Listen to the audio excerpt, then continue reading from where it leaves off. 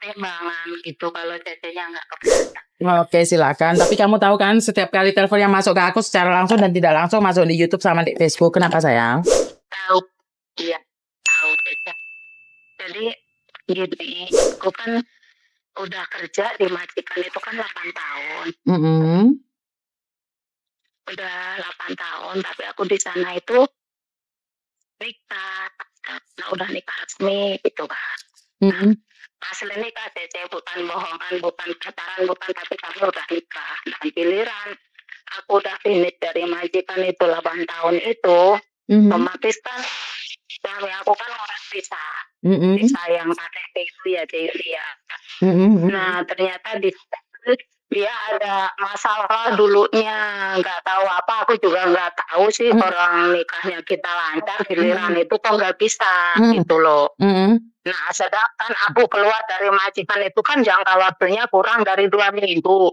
Nah, itu aku dikeluarinya seminggu sebelum finish. Nah, sedangkan ngurus surat-surat itu waktu kita ke imigrasi udah nggak ada rentan lagi, mau nggak mau akunya harus pulang deh.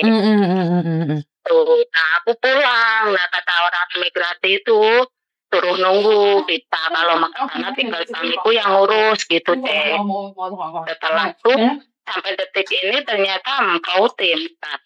Jadi seandainya ini aku jadi TKW lagi gitu, kira-kira kayak mana ya Cek? Soalnya aku juga butuh kerjaan juga, sedangkan semenjak kejadian itu aku pulang tuh suamiku masa telepon nggak bisa, di SMS ibaratnya di pesan suara pun nggak mau jawab sama sekali, malah dia ngomongnya katanya setelah di Indo susah dihubungin, kamu balikan lagi sama suamimu. Sedangkan kan aku kan jauh deh, aku di daerah ini Bandar Lampung, otomatis kan mati HP, gak bisa di ini, kalau harus dibenerin dulu HP-nya gitu. Jadi sampai detik ini ya dia itu gak bisa, nggak mau ditelepon, dia juga nggak pernah nelpon. Terus hasil dari imigrasi itu ketentuannya kayak mana tentang KTP punya itu. Jadi minta saran Yuni kayak enaknya kayak mana, apa masih kita aku jadi TKW lagi, soalnya aku ya di sini juga aku punya anak loh Teh, butuh biaya juga gitu. Oke. Kamu umur berapa Mbak kalau boleh tahu? Udah umur Teh, aku udah 43. Mbak, suaramu kletek-kletek Mbak. Umurmu berapa? 43. Oh, masih muda. Masih muda loh. Coba aja loh, tapi bisa, tapi coba aja. Tapi saya tidak tahu masalah visa keluar enggaknya yang menentukan imigrasi, Mbak. Nah, makanya itu Cek. Imigrasi sama ya nih Lingsi. Imigrasi yang menentukan. Iya.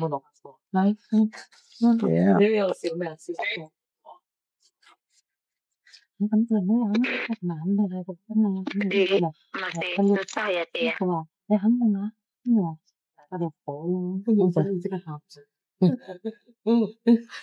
Oh, gini Mbak, soalnya kenapa kita tidak tahu.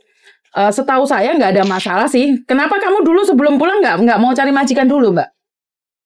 Waktunya nggak ada Cek, cuman ada waktu 2 hari. Jadi setiap aku nyoba nyari majikan di sana, majikan nanya kenapa kok waktunya sekian gitu. Jadi kok mepet, ada apa? Padahal kan aku ada finish gitu. Kan biasanya kalau kita cari majikan kan sebulan sebelumnya, 2 bulan sebelumnya Cek. Kirain KTP ku tuh udah benar-benar jadi, ternyata nggak bisa ya. Nggak tahu ada masalah apa. Nah, kalau boleh saya tahu, sebentar, kamu dulu pernah menikah sama orang Hong Kong. Saat kamu apply visa nggak bisa turun visamu. Iya benar. Dan kamu ingin balik lagi.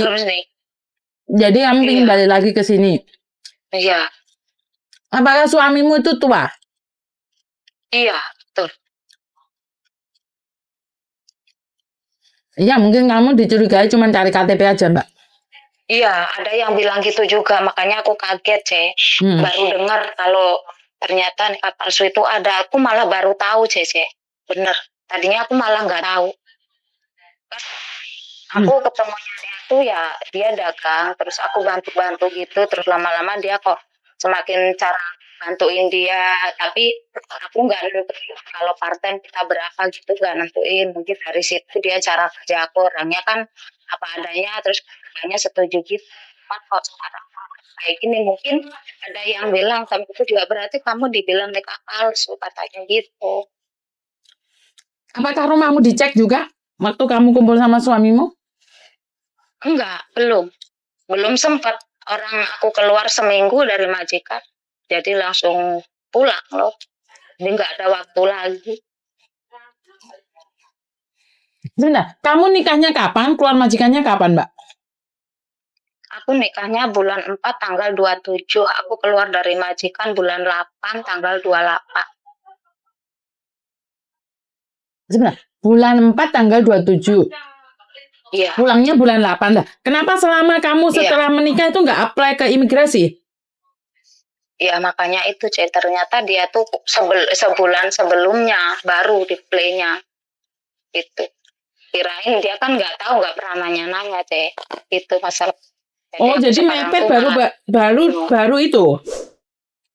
Mepet baru apply Hong Kong visa. Iya, betul. Terus andai kan aku di sana nggak ada visa, aku juga takut dikirain ntar aku malah overstay aja. Jadi aku pulang dulu. Kata orang imigrasi, nggak apa-apa kamu pulang sambil nunggu gitu. Tapi selama aku nunggu di sini dia nggak ada kabar sama sekali, nelpon juga nggak pernah. Malah ngomongnya sama suami temen aku katanya udah nggak mau ngurusin aku. Sedangkan kan kayak akte, apa semua di sana, Cek. Semua di sana. Cuman yang disuruh dia tuh tak bawa balik itu malah surat nikahku yang di sana itu suruh bawa balik ke Indo. Itu kan aneh. Dari situ aku ya rada kaget juga gitu loh. Apa dia secara nggak langsung mau ngebuang aku? Kan aku juga nggak nyangka ada apa gitu loh, Cek. Sedangkan kan sampai detik ini kurang lebih udah 1,5 bulan dari tanggal 2 itu kan aku dikasih perpanjangan sama orang imigrasi sampai tanggal 2 bulan 9 itu. Oh, berarti kamu baru pulang kemarin aja? Iya, makanya. Cuman kan aku bingungnya begini, Kak Cek, kok nggak ada komunikasi. Kalau emang nggak mau ya udah, maksud aku jadi jangan ngegantung. Cuman dia tak telepon itu nggak bisa, Kak Cek. Nggak mau nelpon, nggak mau ditelepon, pesan suara juga nggak bisa. Jadi kayak mana ya? Aku pengen balik ke sana, kalau emang dia nggak mau, yang penting aku bisa kerja aja gitu aja. Aku nggak memaksain orang yang udah sekiranya udah susah. Cuman aku pengen bisa kerja lagi apa adanya gitu. Pengen aku sih gitu. Cuman masalahnya dokumen semua di sana, Cek. Tuh. Makanya aku dari kemarin sering lihat Kak Cek pengen nelpon gitu, makanya ya mari ya Cek, bukan nggak sopan sampai nyolong istilahnya nyuri nomornya Kak Cek gitu. Nggak masalah, nomor saya sudah saya taruh, berarti siapapun boleh menelpon saya. Nggak ada masalah. Saya nggak ada ini, Cek, nggak ada Facebook, akunya nggak pernah main Facebook, lihat YouTube punya Kak Cek itu. Gitu. Wah, kamu telepon aku pakai ADD loh, bukan pakai WhatsApp. Pakai WhatsApp atau pakai ADD nih? Ini pakai WhatsApp. Oh, oke. Ya gini aja sayang, sebenarnya sih kalau itu sih rezeki-rezekian. Iya. Paham nggak? Mendingan kamu cari majikan DPT aja. Paham nggak maksudku? Oh gitu. Paham. Jadi kan DPT kan banyak majikan seleksi. Jadi bilang aja kamu menikah. Jadi nggak usah bicara terlalu banyak. Jadi kalau mereka nggak nanya ya pulang Indonesia, finish pulang Indonesia, bilang gitu aja. Karena ntar kan. Tapi kalau dokumen di sana gimana, Kak Cek? Dokumen apa? Suami aku. Ya kayak akta segala kan tak simpen di sana. Kemarin nggak tambah pulang soalnya dia ngomong udah jangan dibawa pulang, ngapain bawa pulang, orang mau kesini lagi. Ya bilang aja hilang lo DPT. Ngomong aja hilang lo DPT. Bilang aja hilang lo. Oh gitu ya. Lebih baik daftar DPT aja. Iya, terus tadi kan temen aku ada yang kerja di agent ya, kenal baik gitu. Begitu coba interview, ada langsung yang mau sama aku, Cik. Langsung 2 orang mau sama aku gitu. Aku mah nggak pilih-pilih, yang penting aku bisa kerja. Cuman kan kalau status aku kayak gini nantinya bakal sulit enggak gitu loh, Cik. Yang pengen bertanyakan sama Kak Cik ini. Kalau sulit enggaknya tergantung dari imigrasi, Dok.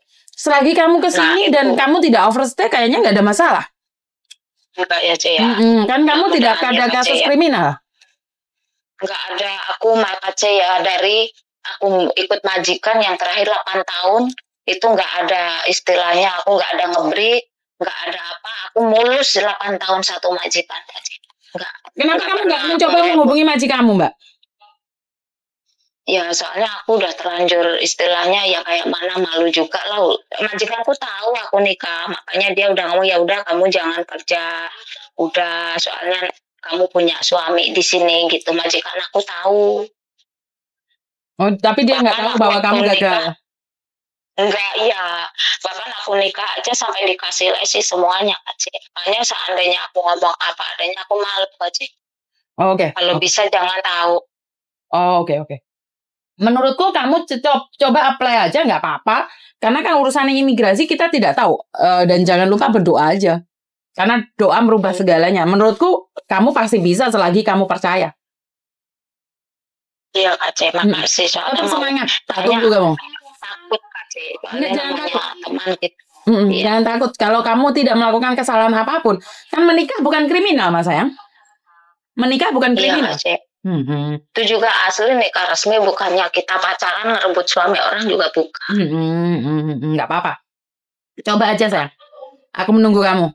Jadi nggak usah khawatir ya sayang. Makasih ya Kak C. Iya. Kak C nggak bisa ya nyariin ibaratnya aku masuk di Kak C, nggak bisa Kak C. Saya akan mencoba kirimin data kamu. Saya tidak bisa janji, tapi saya akan mencoba.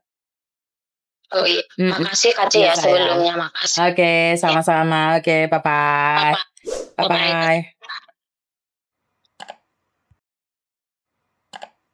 Tapi saya tidak tahu dengan kasus seperti ini. Setahu saya, kalau menikah sama orang Hong Kong dan dia apakah masih bisa jadi pembantu? Bisa dong. Setahu saya kemarin seperti itu karena ada salah satu anak saya menikah dengan orang Hong Kong. Visanya nggak bisa turun, dia tetap bekerja dan nggak ada masalah. Dan sampai proses visanya sampai turun. Jadi menikah kan tidak kriminal. Saya rasa tidak dicekal dong oleh pemerintah Hong Kong kecuali kamu melakukan pemalsuan data atau nikah palsu. Nah, itu beda lagi. Jadi buat mbaknya tetap semangat. Saya yakin berkat Tuhan selalu mengalir atas kamu dan tetap sama-sama berdoa agar semuanya lebih baik lagi. Itu aja dari saya. Wassalamualaikum warahmatullahi wabarakatuh. Berkat Tuhan mengalir atas kita semua. Bye-bye.